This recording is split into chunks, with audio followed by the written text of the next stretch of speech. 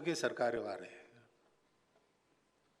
तो ऐसा नहीं है कि गृहस्थ स्वयंसेवक काम नहीं कर सकते या यहाँ आ नहीं सकते, लेकिन यहाँ आने के बाद पूरा समय देना पड़ता है और गृहस्थ को गृहस्थी भी संभालनी होती है। और संघ की अपेक्षा है कि जो भी काम स्वयंसेवक करे, अच्छा करे, तो गृहस्थी भी अच्छी संभाले। तो उनकी स्थिति ऐसी थी कि घर गृहस्थी अच्छी चल रही थी और उसको किसी के हाथ में देकर वो घूम सकते थे, तो वो बने।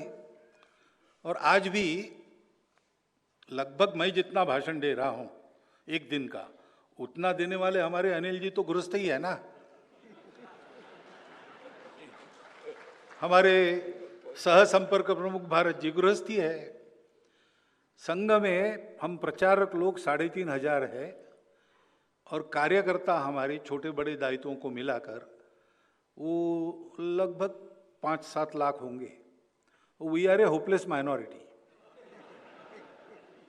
लेकिन हम अवेलेबल है क्योंकि हम पूरा समय गृहस्थी नहीं है, इसलिए ज्यादा कार्यभार हम पर डाला जाता है। आप ये समझिए कि गृहस्थ लोग हमारे सर पर बोझा देकर हमको पीछे चला रहे हैं। मार्केट उनको जाना है, माल हमारे कंधे पर है, तो हम उनके मजदूर हैं। तो ये हमको यहाँ बिठाते, प्रणाम देते, इससे आप संघ बड़ा विचित्र है, अंदर आके ही आप समझ सकते हो उसको। बाकी 75 साल की बात है। तो मोरोपंत जी को मैंने कोट किया, वो बड़े मजाकी आदमी थे। He was so witty that his witticisms made you bounce in your chair or your line, and it was very difficult to maintain the dressing.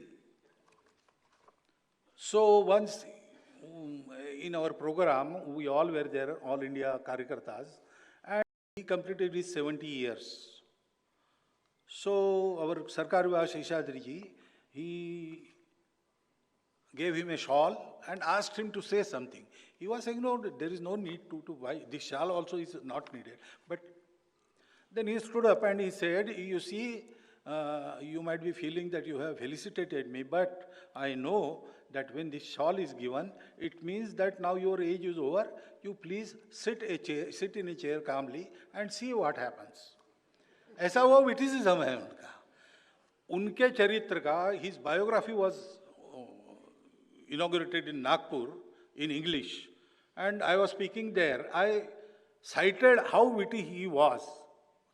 3 or 4 incidences I told there. And Nagpur people have also seen him very closely, so they were enjoying it. I never said that I will retire or someone should retire.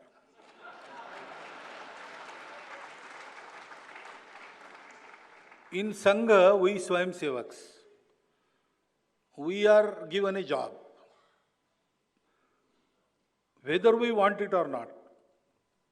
So if I am 80 years old and Sangha will tell me, go run a shakha, I will have to go.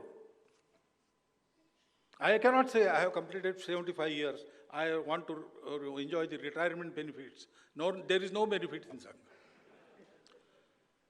And even if I am 35, Sangha may say, you sit in the office. We do whatever Sangha tells us. We don't say, I will do this, I want that. No, that is not allowed. And we are not there for it because we don't want to accomplish anything. So whatever they say, I am Sar Sangha Chalak.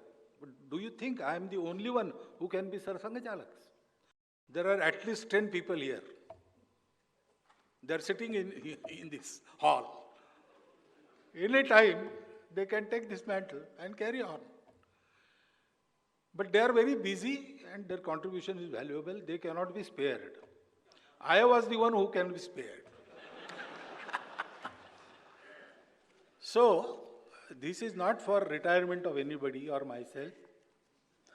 We are ready to retire any time in the life. And we are ready to work as long as Sangha wants us to work. That is the thing.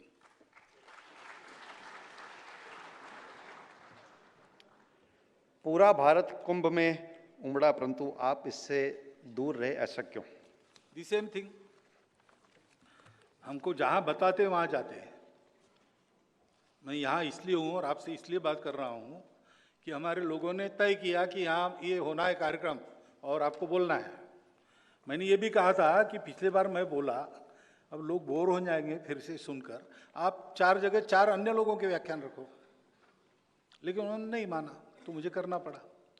ऐसे ही कुंभ में मैंने dates निकाली थी आने की, लेकिन कुंभ में तो हमारे सभी अधिकारी गए थे, वहाँ संघ था, मैं नहीं था, क्योंकि हमको बताया गया कि उस समय बहुत भीड़ रहेगी, अन्य आपके जो आगे पीछे कार्यक्रम है उसमें डिस्टर्ब हो सकता है, आप मत आइए, आप जाइए। ठीक है, मैंने कहा भाई इतना बड़ा पुण्य सब लोग ले रहे और मुझे आप वंचित कर रहे हो, संघ की आज्ञा है तो मैं कुछ कर नहीं सकता, कम से कम पानी भेज दो कलकत्ते में। तो कृष्ण गोपाल जी ने मेरे लिए कुंभ का जल भेजा और मौनी अमावस्या के दिन मैंने कलकत्ते में उस जल से स्नान करके अपने आप को, लेकिन अभी संघ का काम है जिसके कारण मैं उस पुण्य से वंचित हो गया।